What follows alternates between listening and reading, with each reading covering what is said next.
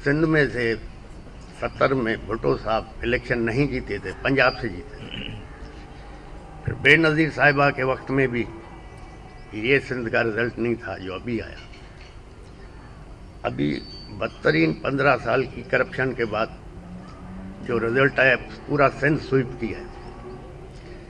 तो ये RO DRO का काम नहीं था भाई।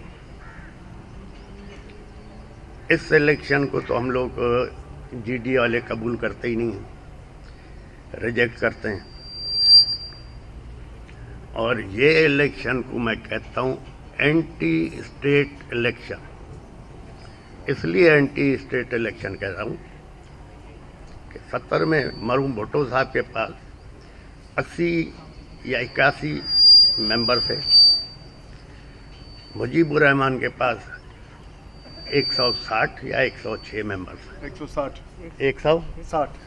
160 मेंबर थे, लेकिन हुकूमत 81 वाले को थी। उसका हाल देख लिया आपने, क्योंकि हर इदारे में कुछ आपके खैर खा भी होते हैं, कुछ न्यूट्रल होते हैं, कुछ आपके अगेंस्ट होते हैं। एक किसी दोस्त ने मुझे आज से 2-2.5 महीने पहले कहा था कि आप जीडीए ख़त्म कर दें।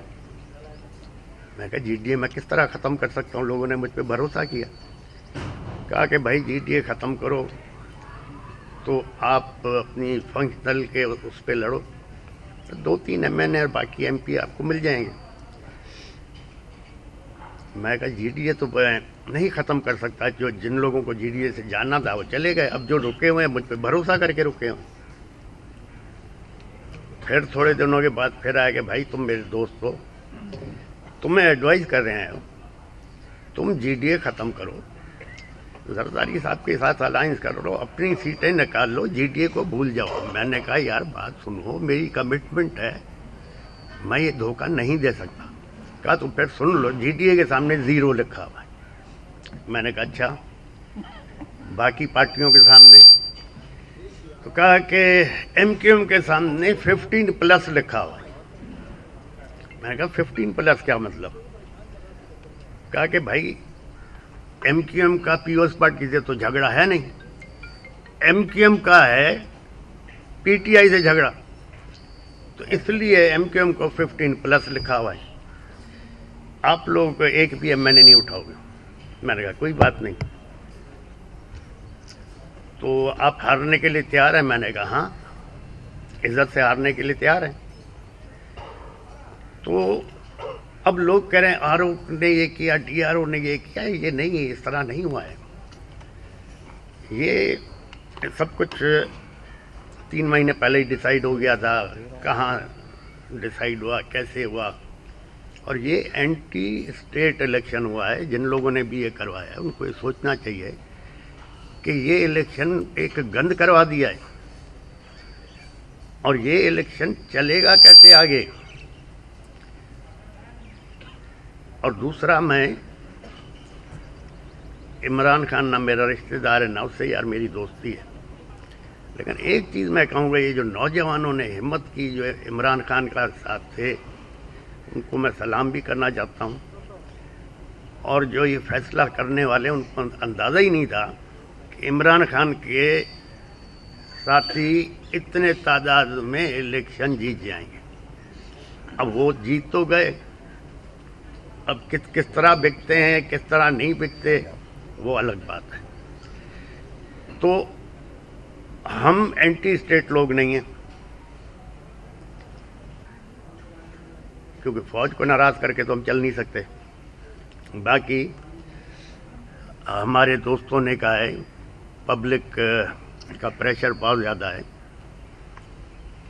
कि हमें तहजीब के दायरे में रहते हुए, कानून को सामने रखते हुए एहतजाज करना है।